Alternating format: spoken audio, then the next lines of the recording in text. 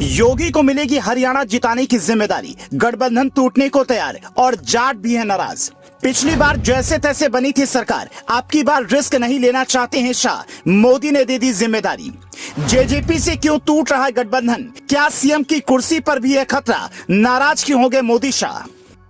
हरियाणा में लोकसभा चुनाव तो बीजेपी मोदी के नाम पर जीत लेती है और शायद आगे भी जीत ले, लेकिन असल दिक्कत उसके सामने विधानसभा चुनाव है। मनोहर लाल खट्टर के चेहरे पर पिछला चुनाव लड़ा तो सीटें कम हो गईं और जैसे तैसे जेजेपी से गठबंधन करके सरकार बनी, जबकि 2014 में पहली बार हरियाणा में बीजेपी ने पूर्ण बहुमत की सरकार बनाई थी। उसके बाद भी अगर हालात ऐसे हैं तो कहीं न कहीं मुश्किल है। आप जानते हैं कि चुनाव से पहले भी आरएसएस अपना सर्वे करवाती रहती है। सूत्रों के वाले से खबर है कि हरियाणा में भी सर्वे हुआ है, इसीलिए अब पड़ोसी यूपी से मदद लेने की तैयारी है।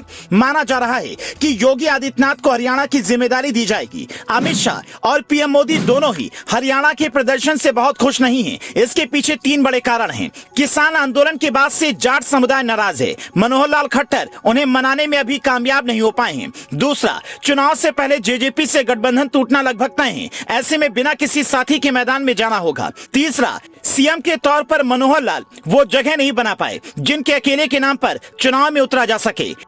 मनोहर लाल खट्टर आरएसएस के ही कॉडर हैं और उन्हें वहीं से हरियाणा लाया गया था। उनके जरिए बीजेपी ने गैर जाट राजनीति साधने की कोशिश की थी, क्योंकि बीजेपी में हरियाणा के जितने बड़े जाट नेता थे वो लगभग सारे कांग्रेस से आए हुए थे।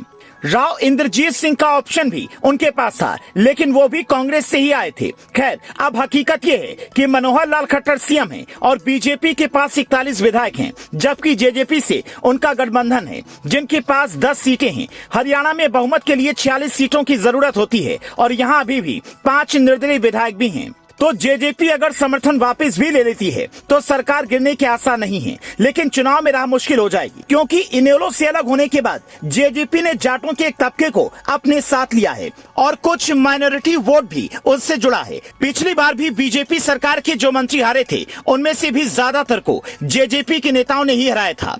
2019 के विधानसभा चुनाव में कांग्रेस ने भूपेंद्र सिंह हुड्डा को ऐन मौके पर कमान दी थी। उसके बाद भी वो 31 सीटें जीतने में कामयाब हो गए थे। 2019 में कांग्रेस की वोट में 7.55% का उछाल आया और 16 सीट 2014 के मुकाबले बढ़ गईं, जबकि बीजेपी का वोट फीसदी 3.39% बढ़ा, लेकिन 7 सीटें कम हो गई क्योंकि इनेलो 2 फाड़ हुई, जिसका फायदा कांग्रेस को मिला।